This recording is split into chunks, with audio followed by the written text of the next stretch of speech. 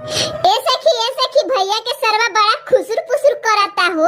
हाँ ए सखी हमरो बुझाता। ए साली जी हम अपन बात करतानी, तहरा के कुछ ना बोलनी है, समझ लू। ए सखी तिलकहरू